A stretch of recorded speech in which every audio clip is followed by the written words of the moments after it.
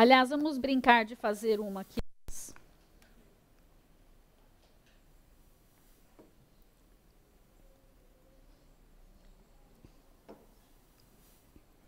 Vamos supor que nós tenhamos capítulo 1. Quem me fala algo do capítulo 1 do Apocalipse? Porque vocês fizeram a lição de casa, vocês que estão aqui e já assistiram umas 20 aulas minhas, quer dizer que vocês já fizeram todas as lições de casa, que é sempre ler o Apocalipse mais uma vez, e já leram 20 vezes. O que tem no primeiro capítulo mesmo? Uma saudação? Não é para olhar no meu, né? O que tem no capítulo 2 e no capítulo 3? As cartas. Ops, não é castas. Não é castas, é cartas. E aí? Capítulo 4 e 5, nós temos episódios na sala do trono. Mas esse capítulo aqui é o mais importante do livro todo. Já registra isso? Não. Jesus, desculpa, estou continuando no 5 aqui. Jesus tira o rolo da mão do Pai, não tem coisa mais importante. E aí a gente entra em todo o conteúdo, o que tem dentro do livro.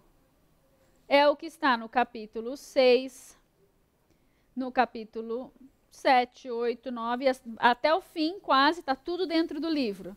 E dentro do livro nós temos, dentro desses capítulos que estão do que está escrito dentro do rolo, nós temos capítulos que são de cronologia e capítulos que são parentéticos. Me dão alguma outra explicação que não tem a ver com a ordem de eventos.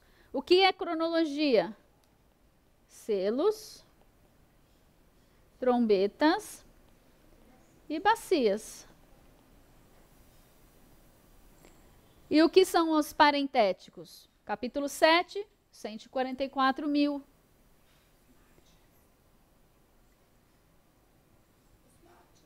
Os mártires e também os 144 mil e os mártires. Capítulo 14, tem os outros 144 mil, ou os mesmos, não sei. Temos os 3 anjos que passam, né, voando por toda a terra. Tem as colheitas. Nós temos o Império da Besta, ele é descrito todo em capítulos parentéticos. Ou seja, lembre-se disso, você nunca mais vai esquecer. O que é cronologia? 7 selos, 7 trombetas, 7 bacias. O que é cronologia? 7 selos, 7 trombetas, 7 bacias. O que é cronologia? Primeiro, segundo, terceiro, quarto, quinto, sexto, sétimo selo. O 7º selo libera 1, 2, 3, 4, 5, 6, 7 trombetas. Da 7ª trombeta, você já engata na primeira bacia e elas são liberadas. Então, o que é a cronologia?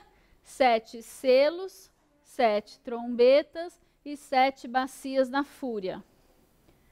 Todos os acontecimentos do Apocalipse estão aí nessa sequência. Os capítulos que não falam dessa cronologia são parentéticos ou explanatórios. Me trazem outras informações importantes. Como que eu imagino isso? Eu imagino lá, essa é a minha imaginação, tá? Eu imagino João, ele vê os selos, ele vê o primeiro, o cavaleiro branco. Aí ele vê o cavaleiro preto. Aí ele vê o ele vê o branco, ele vê o vermelho, aí ele vê o preto, aí ele vê o verde. Ele chega no verde e ele fala, misericórdia, 1/4 da terra? Mas não parou aí. Aí ele vê os mártires. Aí no 6º selo ele vê coisa caindo do céu, um terrível terremoto, e aí o céu se abre e todo mundo foge. E eu acho que João, na hora, ele começa a passar meio mal. E ele fala, para tudo. E acho que o anjo vem e fala, vamos dar uma caminhada, João, levanta um pouquinho. Vamos caminhar um pouquinho comigo, vem. Isso. Mas não vai sobrar nada, Deus, calma. Olha, capítulo 7. 7, eu vou selar os 144 mil. E aí ele vê aquela cena linda no céu, e aí só no fim que ele vai saber que aquele povo todo maravilhoso morreu mártir na terra, mas ele já está feliz, porque eles foram salvos. Aí ele, tá melhor, João? Tem opção? Não. Vamos continuar? Vamos. Onde você parou mesmo? Você parou no 6º selo, foi? No capítulo 8 a gente engata no 7º selo. Aí ele vê o 7º selo, vê aquela cena do incensário. Entram em cena os 7 anjos das 7 trombetas. Aí ele vê uma trombeta. Cai os negócios do céu lá. 2ª trombeta. O mar se torna em sangue. 3ª trombeta. Água potável já era. 4ª trombeta. Sol, lua e estrelas. Está tudo escuro, está tudo pendente, está tudo destruído. E acho que João ele se segura um pouquinho, porque ele não surtou ainda. Aí, depois da 4ª trombeta, vem os 3 anjos. Não é uns 3 anjos, não. É uma águia que vem voando e ela fala assim, ai, ai, ai. Por causa ai dos habitantes da terra, ai, são os 3 ais do Apocalipse, por causa das próximas 3 trombetas. Aí vem a 5ª trombeta, os seres que saem do abismo. Aí vem a 6ª trombeta, os cavaleiros do Eufrates, e 1/3 da terra, da humanidade é dizimada. E aí eu acho que João fala, então, precisa tudo isso mesmo? Respira, João, vamos dar uma voltinha de novo, levanta, vamos lá, caminhar. Olha, ele mostra para João aquele anjo que está em cima do mar e em cima da terra, aquele anjo gigante, que algumas pessoas acham que é Jesus e outras pessoas acham que é anjo, e ele tem um livrinho aberto na mão, e aí ele fala assim, João, profetiza, você precisa profetizar sobre tribos, línguas, povos e nações. Mas João, não se preocupa, porque quando tocar a 7ª trombeta, vai ficar tudo bem. Tá. A gente vai chegar então na 7ª trombeta? Vai, a 7ª trombeta é a trombeta. Essa você vai gostar. Mas espera aí que eu tenho mais uma coisa para te falar. Tipo, né, porque vai sobrar alguém, quem que vai evangelizar? Vai morrer todo mundo. Eu falei, não, calma, ó, eu levantei 2 testemunhas lá em Israel, lá em Jerusalém. E aí ele conta das 2 testemunhas. E ele chega no capítulo, onde que eu estou mesmo? Mas no fim do capítulo 11 ele fala, posso voltar para as trombetas, João? Pode, a gente está na 7ª, né? Então vamos lá, 7ª trombeta. Vocês estão entendendo aonde tem o texto com a cronologia, e aí ele abre um parênteses? Sim ou não? Sim. Ele não interrompe as 7 bacias. Ele tem várias coisas que ele vai explicar depois da 7ª trombeta. Ele só volta para as bacias agora no capítulo 15 e 16. E aí ele termina a sequência cronológica. Então ele fez 7 selos, capítulo 6 e capítulo 8. 7 trombetas, capítulo 8, capítulo 9 e capítulo 11. E 7 bacias da fúria, capítulo 15 e 16. Acabou a cronologia desses 21 eventos cronológicos do juízo em Apocalipse. O próximo evento cronológico é o milênio. E entre esses eventos cronológicos, 7, nós temos várias outras explanações, várias outras coisas acontecendo, ok? Ok, professora? Como é que é? Nós temos capítulos cronológicos e explanatórios. Para eu não me perder na leitura do Apocalipse, eu fico de olho na cronologia de selos, trombetas e bacias. Percebo quando não está na cronologia que Deus está me dando outra informação importante a respeito daqueles temas principais. Muito bem. O que é mais importante você ficar de olho aqui no nosso esboço é a parte 4. Parte 4 é quando Jesus vai até o Pai e tira o livro que está nas suas mãos. O Pai está sentado no trono, segurando o livro assim. Jesus vem até ele, tira o livro da sua mão. No momento em que esse livro sai da mão do Pai, muda tudo na sala do trono. No momento em que o livro sai da mão do pai, muda tudo. Mas esse livro, no capítulo 5, ele também é parte do início do capítulo. No início do capítulo, João ele vê um anjo que ele procura alguém que possa pegar esse livro e ler esse livro. Esse livro é essencial para a conclusão da redenção de toda a humanidade, passado, presente e futuro. Tudo está nesse livro. A chave da redenção está nesse livro. E o anjo procura nos céus, na terra, embaixo da terra, e ele clama: quem é digno? Quem é digno? Quem é digno de olhar para esse livro, pegar esse livro, abrir esse livro, desatar e liberar o que está dentro deste livro? E ele não encontra ninguém. Logo, João, no capítulo 5, ele passeia pelo passado antes da cruz. E então ele começa a chorar, desesperado, porque alguém precisa abrir esse livro, senão não conclui a redenção. E ele chora, chora, chora. E aí o ancião vem e fala: para de chorar, João. Olha lá o leão. Eu falo: para de chorar, porque ele não fez o meu amor. Né? O termo usado quando ele chama a atenção de João é tipo um chacoalhão. Porque acho que João entrou num choro que psicologicamente seria chamado de psicólogos de plantão. Ele entrou num, como é que chama? Ele não conseguia, ele entrou dentro de um choro desesperado em que ele não conseguia mais. Sabe quando você tem que pegar a pessoa e chacoalhar? Não sei se foi histérico, mas foi daquele que não sair mais. Foi uma crise de choro, isso. Obrigada, foi uma crise. E então, quando o ancião fala: João, para de chorar. Olha lá o leão, ele venceu para abrir o livro. E João, quando ele consegue sair do seu choro, ele olha, mas ele não vê o leão. Ele vê o cordeiro, como se tivesse sido morto, em pé, no trono. E então ele vê o cordeiro ir tomar o livro. E nesse momento muda tudo na sala do trono. E nós temos a adoração, nós temos harpas e taças, nós temos uma cena espetacular. E depois nós temos talvez um vislumbre lá do 8º milênio, no finzinho desse capítulo. Ele traz uma cronologia cruz, segunda, então ele traz a primeira, antes da primeira vinda, a segunda vinda e provavelmente um pedacinho da eternidade nesse capítulo 5. Tudo gira em torno do rolo.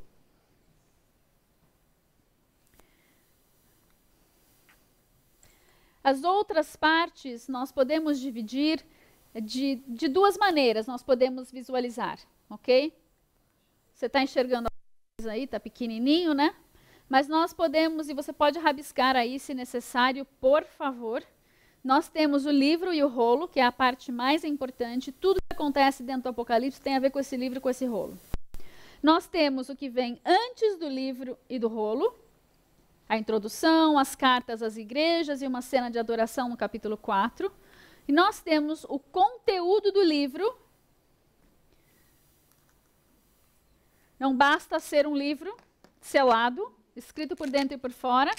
Cada selo precisa ser aberto e nós precisamos ver o que está dentro do livro e o que está fora do livro.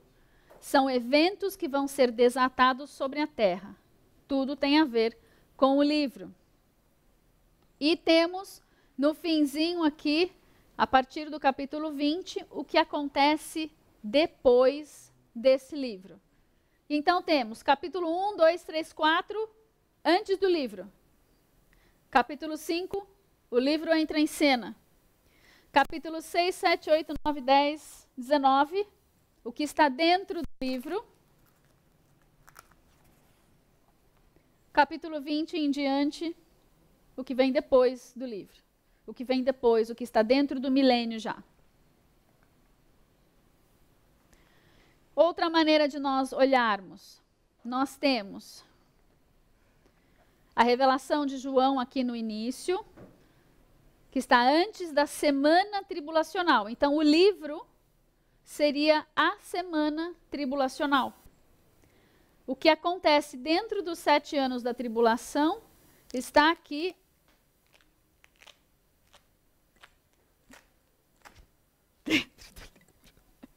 Era para acontecer melhor. Mas vocês entenderam? Nós temos o antes do livro, que é antes da semana tribulacional. Temos o gatilho da adoração.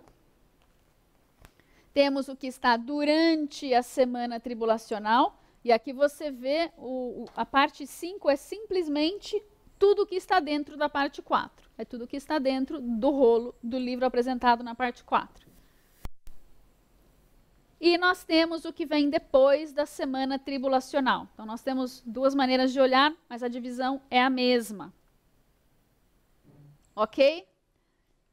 Está mais ou menos estabelecido aí na caixolinha? O que vem antes do livro, chega no capítulo 5, o livro entra em ação.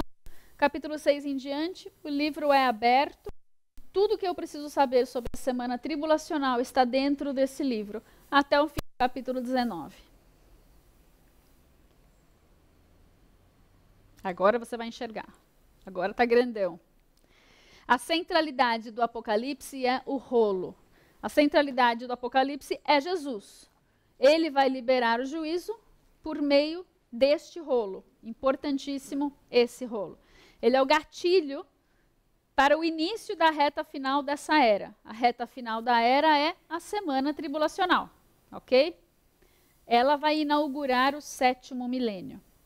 Numa dimensão celestial, Jesus toma o livro da mão do Pai e começa a abrir os selos, mas na dimensão terrena, nós temos o anticristo fortalecendo uma aliança com muitos. Isso é uma probabilidade, ok? Eu vou sempre falar para vocês o que é um absoluto, o que está escrito de fato, que eu consigo posicionar numa cronologia, e o que eu não consigo. A maioria dos estudiosos coloca... eu acho que a maioria dos estudiosos coloca todos os eventos da semana tribulacional como conteúdo do rolo, ou como parte do rolo, a começar do primeiro selo. E aí você tem que ter uma interpretação para o cavalo branco, para o cavaleiro do cavalo branco. Quem advoga que tudo a partir do rolo é semana tribulacional diz que o cavalo branco, o cavaleiro do cavalo branco é o anticristo. Se o cavaleiro do cavalo branco for qualquer outra coisa, os selos podem começar a ser abertos antes da semana tribulacional ou depois da abominação desoladora. Tanto faz. Essa ordem não é um absoluto, não está super claro nas escrituras, por isso dá margem a essas várias teorias. Professora Márcia, que não é melhor do que ninguém, tem uma opinião. A professora é que o cavaleiro do cavalo branco é, de fato, o anticristo. Não vou explicar para vocês e nem provar o ponto agora, que não é o ponto. O importante é saber que o primeiro cavaleiro é o primeiro selo. Ele é liberado para cavalgar sobre a terra por Jesus. Não é liberado pelo anticristo. Ele recebe a permissão para cavalgar de Jesus. Quando ele cavalga, ele é uma entidade espiritual. Ok? Então imagine, Jesus tomou o livro e abriu o primeiro selo nesse momento. Um dos 4 seres viventes que estava ao redor do trono adorando, ele para o que ele estava fazendo e ele coopera com Jesus na missão de abrir o livro. Quando Jesus abre o primeiro selo, o primeiro dos 4 seres viventes diz: vem! Ele chama a entidade. Esse é o momento em que ele pode cavalgar. Nenhum segundo antes, nenhum segundo depois. A soberania de Deus está totalmente, abraça totalmente todo o juízo da última semana registrada no Apocalipse. Essa entidade, ela sai cavalgando nas dimensões do espírito, o que acarreta algo sobre a terra. Assim como quando Jesus libera uma palavra e no Espírito, o que está no Espírito se move e se cumpre sobre a terra, para bênção, promessas, guerra de nações e etc. Dessa mesma maneira, o cavaleiro do cavalo branco só pode cavalgar quando Deus mandar. Quando ele libera a palavra, o edito, o decreto é liberado nas dimensões do Espírito e existe uma reação sobre a terra, correspondente com o que aconteceu nas dimensões do Espírito. Seja esse é o momento que o anticristo pode agora fortalecer a sua aliança com muitos, seja lá qual for o evento da sua interpretação para o cavaleiro do cavalo branco. Quando chegar o tempo e Jesus decidir que ele vai abrir o segundo selo, ao abrir o segundo ser vivente, diz, vem. Ele libera a permissão, ele dá a ordem para que o cavaleiro do cavalo vermelho cavalgue. Ao sair nas dimensões do Espírito, o cavaleiro do cavalo vermelho, liberado é sobre a terra o evento de homens lutando uns contra os outros e muito sangue sendo derramado. E assim sucessivamente para o cavaleiro do cavalo preto, com a fome, e o cavaleiro do cavalo verde, com mais fome, mais guerra, pestes, pestilências, e os animais da terra ferirão ao homem. E esse cavaleiro do quarto cavalo, o cavalo verde, repita, é verde. Ótimo, é verde. Não importa que não tenha cavalos verdes sobre a terra, nas dimensões do Espírito, ele é verde. É a palavra que Deus usa, é a mesma palavra quando escreve lá, erva verde, folha verde, árvore verde, esse é o termo usado no texto. Não é porque eu não conheço algo verde, um cavalo verde, que eu vou mudar o termo que Deus usou. E assim, enfim, são eventos celestiais liberados primeiro nas dimensões do Espírito, principados, potestades e etc., que depois vem a impactar e liberar eventos aqui na Terra. Repare que existe uma ordem, eu vou martelar até você nunca mais esquecer. Existe uma ordem. O terceiro selo não pode vir antes do primeiro selo. O sétimo selo não pode vir antes do segundo selo. Existe uma ordem, é o primeiro, é o segundo, é o terceiro. Para nós isso é importante porque se nós estivermos aqui, nós vamos poder dizer, olha, o anticristo, ele firmou, ele fortaleceu uma aliança com muitos. Agora nós temos muita guerra e muita matança. Depois a gente vai ver muita fome, como nós nunca vimos antes. Depois nós vamos ver tudo junto, fome, guerra, muita pestilência e ainda os animais da terra vão se voltar contra o homem. Pets, selvagens, não sabemos. Sabemos que a humanidade começará a ser abatida por animais. E esse cavaleiro do cavalo verde, ele vem cavalgando, ele se chama Morte. E ele vem cavalgando com o Hades. O Hades é um receptáculo de morte, um receptáculo para os ímpios que morrem. Então vem a morte cavalgando com a casa dos mortos. Tipo um cesto. E vai matando e vai jogando para dentro. Vai matando e vai jogando para dentro. 1/4 da terra. Ele poderá ceifar 1/4 da humanidade. Sim ou não? Sim, está escrito. Ainda não interpretei quase nada, só disse o que está escrito, usando a linguagem do que está escrito.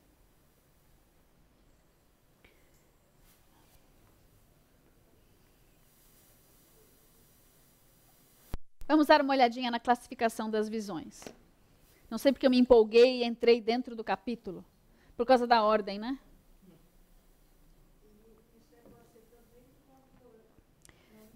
Receptáculo do Hades, não. Entendi sua pergunta. O cavaleiro vai poder ceifar santos? Eu acho que sim. Mas o receptáculo que anda junto com ele é do Hades, não é dos santos. É só o receptáculo dos ímpios. Ele não fala que o paraíso vem junto. Santos que morrerem na mão por obra do cavaleiro do cavalo verde vão para o paraíso. Mas o texto é uma pergunta bem interessante que eu não tinha parado para pensar nisso ainda. A gente só já pressupõe, né? O receptáculo é o lugar dos ímpios, não é o lugar dos santos que morrem. Creio que muitos vão morrer, especialmente porque nós temos aqui em seguida o martírio. Nós temos o quinto cavaleiro não, que não existe. O quinto selo que Jesus abre, que permite e libera um martírio ainda maior, e João vê o clamor dos mártires debaixo do altar. E então vai haver muita perseguição, e os santos que morrerem vão para o paraíso, que é outro receptáculo de morte.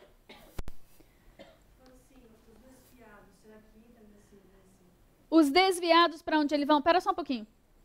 Oi, alô? Oi, Jesus, tudo bem? Os desviados vão para onde mesmo?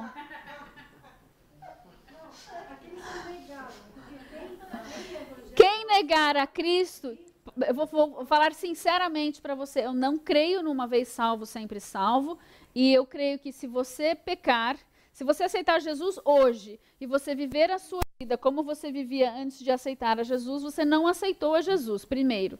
Segundo, se você aceitou a Cristo e você conheceu as profundezas do Espírito e você abandonar a Deus, é muito mais difícil você voltar do que o cara que nem aceitou direito. E você não vai ter a sua salvação garantida. Qual é a salvação garantida segundo as 7 igrejas do Apocalipse? Ao que vencer. Qual é a recompensa para quem vencer? A igreja de Éfeso. Coroa, a igreja de Esmirna. Ser fiel até amanhã. Até depois de amanhã. Até mês que vem. Mas eu posso ser fiel uns 3 meses, 3 anos. Até a morte. Fiel até a morte. Se você não for fiel até a morte, você não ganha a coroa da vida. Você não tem acesso à árvore da vida. Você não se assentará com Jesus no seu trono para governar sobre as nações. Você não será uma pedra, uma coluna, um pilar na Nova Jerusalém. Isso tudo é promessa para os santos, para os salvos. Promessa de salvação. Comer da árvore da vida. Quem pode comer da árvore da vida? Só quem é salvo, porque quem não é salvo não pode ter acesso à eternidade. O acesso à eternidade da alma é só para quem é salvo. Logo, se você não for um vencedor até o fim, você não tem essa recompensa. E todas as recompensas do Apocalipse são de caráter de salvação, caráter de eternidade. O que você falou sobre a eternidade, na verdade, não é a vida eterna, porque a pessoa vai ter a morte eterna. Tem razão, deixa eu fazer um esclarecimento, tem razão. É que para mim já está implícito, mas vou falar. Nós somos eternos. Nós somos seres eternos. O homem caído também é eterno. O espírito morto em delitos e pecados é eterno. A alma é eterna. E a carne, o corpo é eterno. O que acontece é que eu posso passar a minha eternidade queimando no lago de fogo, ou eu posso passar a minha eternidade nos braços do Pai. Deus-me livre. Se você não escolher a Cristo, quando você morrer, você não escolheu a Cristo, ou você não foi um vencedor, o seu espírito veio de Deus e volta para Deus. Sua alma vai passar a eternidade em trevas. Seu corpo vai passar a eternidade queimando. Escolhi a Jesus. Meu espírito continua aqui porque ele dá vida à minha alma, dá salvação à minha alma.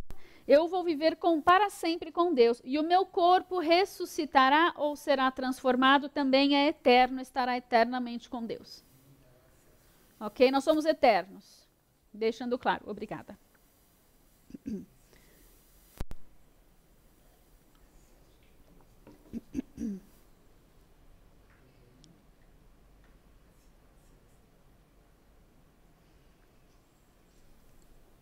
Ok? Tudo bem até aqui? Agora, esse queimar fogo, não é isso que o pessoal fica meio... Como se, não, como se fosse... Que bom, se ficar com medo e for salvo, melhor, né? Dúvidas. O que é? Como se fosse uma fornalha de creme. Faz diferença? Não sei. Não, então. Se fosse alegórico, eu não precisaria, o meu corpo não seria eterno. O fato de o corpo ter de ressuscitar, na vinda de Jesus, o que vai acontecer mesmo, vocês que estiveram aqui na festa das trombetas? Ao brado do anjo, o som da trombeta, todo olho o verá, haverá um estrondo. Os mortos ressuscitarão primeiro. Mesmo quem for cremado, comido por bicho, comido por peixe, de 5.000 anos atrás, vai ressuscitar. O corpo vai juntar com a alma de novo. Quem estiver vivo, o corpo transforma. Quem está no Hades, vai ficar no Hades. O corpo não vai ressuscitar agora. Vai ressuscitar lá no fim do milênio, para o juízo. Mas é eterno. Ok. Voltando para a nossa aula de estrutura e esboço do Apocalipse. Vocês estão abusando de mim hoje, porque normalmente eu nem deixo fazer essas perguntas, hein? Vocês estão com sorte que eu estou respondendo. Mas esse tormento eterno não poderia ser assim, que nem... Imagina a dor que você já teve, dor de dente. Para que eu preciso saber? Ok, você tem alguém que está assistindo que precisa saber disso, é isso? Vamos lá. Então, a nossa aula no momento é de estrutura e de esboço do Apocalipse. Mas, última pergunta, fora de tema. Eu não sei qual vai ser o grau do queimar no lago de fogo. Eu sei que vai ser terrível e que não é bom você experimentar, porque quando entrar não sai mais. Logo, vamos entender que é uma coisa terrível você passar a eternidade sem Deus. E uma coisa maravilhosa e de se querer e desejar passar a eternidade com Deus. Volta o foco para minha lousa.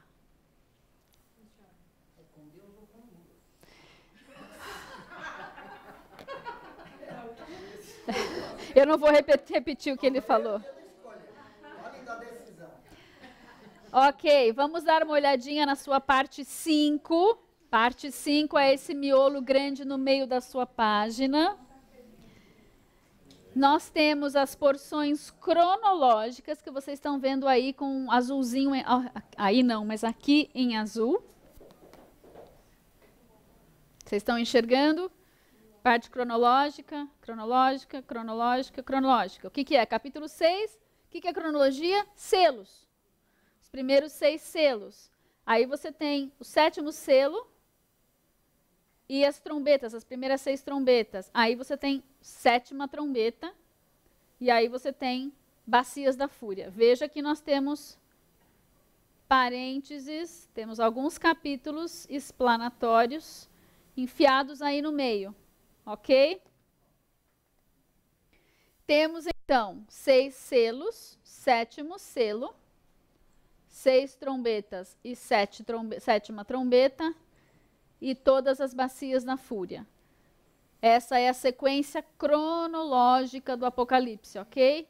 Lembrando de novo, primeiro nós temos 7 selos, 7 trombetas e 7 bacias na fúria. Nunca mais esqueceu? De olho fechado, 7 selos, 7 trombetas e 7 bacias da fúria. Mas tem umas interrupções no meio da narração, entre o 6º e o 7º selo, entre a 6ª e a 7ª trombeta, e depois das bacias também, ok?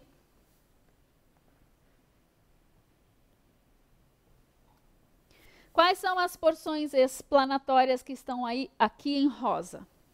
Nós temos os 144.000 de Israel, Temos os mártires da grande tribulação, temos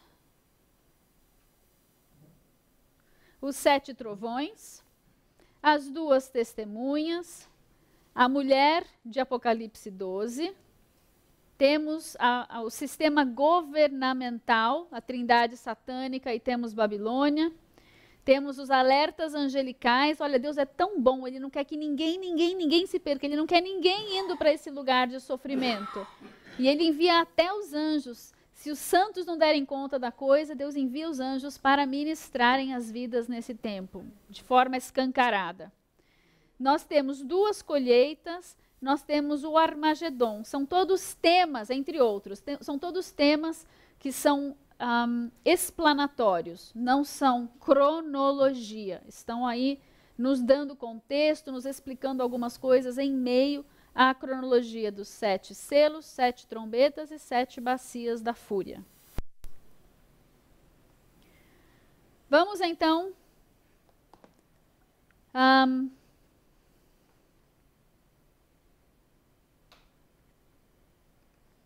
vamos desenhar de novo, como a gente começou a fazer antes.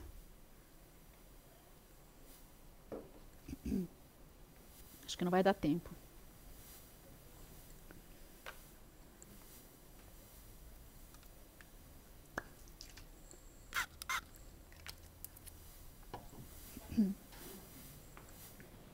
Mas vamos lá.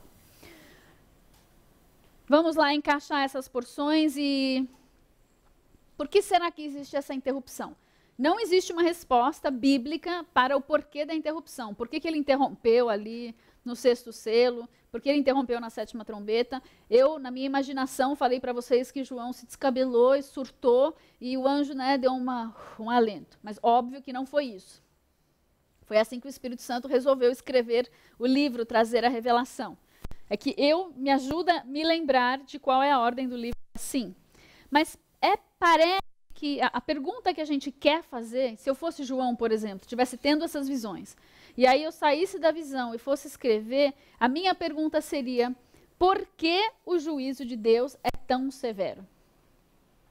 A minha pergunta, mas a de João provavelmente não é, porque João já sabia. Porque era necessário o juízo ser tão severo? Porque a iniquidade e a destruição da terra, a destruição da humanidade é uma coisa severa, né? O juízo ele vem na medida certa, ele não é, para mim ele é severo, para Deus ele é na medida perfeita. Quais são as perguntas então que são respondidas nas porções explanatórias? Olha, João, ao invés de responder para você, Márcia, ao invés de responder para você, filha, serva, o porquê da coisa, eu vou te explicar o quê, vou te explicar quem, vou te mostrar como vai ser, quando vai ser, quanto tempo vai durar, eu vou te dar mais alguma informação a respeito de tudo isso. Satisfaça-se com as minhas respostas. Sim, senhor, já estou super satisfeita. Tem algumas coisas que eu queria saber, tipo, o que os 7 trovões falaram, mas tudo bem, vai, o senhor resolveu selar e eu fico meio assim brava, mas o senhor já me deu tantas outras informações que bora lá, né? E então, quando nós vemos o capítulo 6, certo? Entrou o capítulo 6, o que nós poderíamos perguntar ao fim do 6º selo? Mas, Senhor, 1/4 da população da Terra vai perecer? Ou vai ter a possibilidade, a permissão para perecer? O que vai acontecer com os santos? Vai ter salvação ainda? E parece que é isso que o capítulo 7 está respondendo. Olha, eu vou selar 144 mil de Israel, e aqueles que morrerem na grande tribulação estarão comigo me adorando. Eles vão estar bem. Ok, nunca mais vão chorar, nunca mais vão sofrer nada, nunca mais vai ter dor, choro, pranto, nada. Ok. Como se eu ficasse satisfeita com essa resposta. E nós entramos no capítulo 8 e 9, fechamos o 7º selo e começamos as trombetas. E aí, qual seria a pergunta respondida depois da 6ª trombeta? Que a gente vai entrar no capítulo explanatório, no capítulo 10. Que tal, puxa, Jesus ainda vai demorar? Ele responde, depois, a 7ª trombeta é a vinda, minha interpretação da 7ª trombeta. Ou ele podia perguntar, quem vai pregar o evangelho até a sua vinda? E aí Deus responde, olha, eu vou levantar 2 testemunhas. Eles vão pregar com certeza e elas vão ter uma cobertura, vamos dizer, global, mundial. Todo mundo vai saber quem são. Ok, então. Aí ele continua, traz a 7ª trombeta, e aí nós temos um hiato grande, de uma porção grande explanatória. O que ele podia estar respondendo aqui?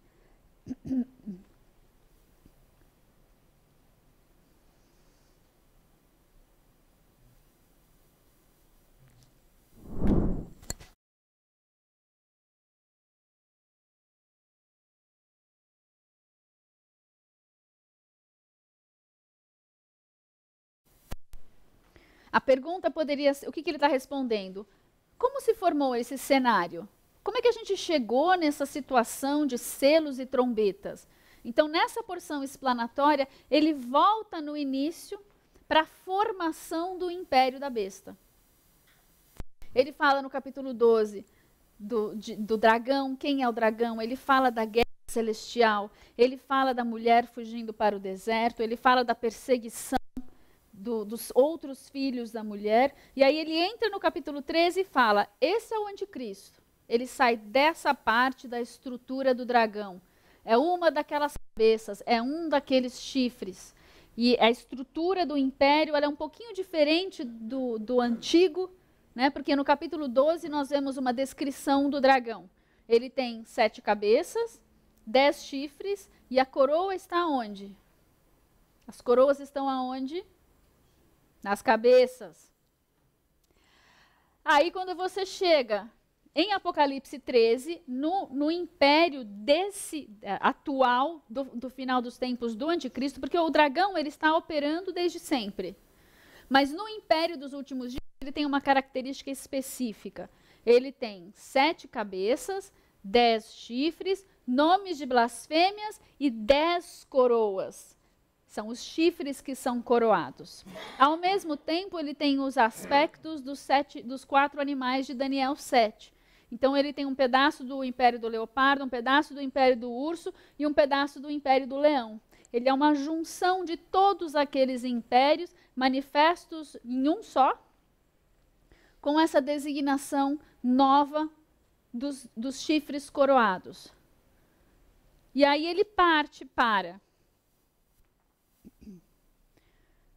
outras explicações de coisas que João não perguntou, eu imagino.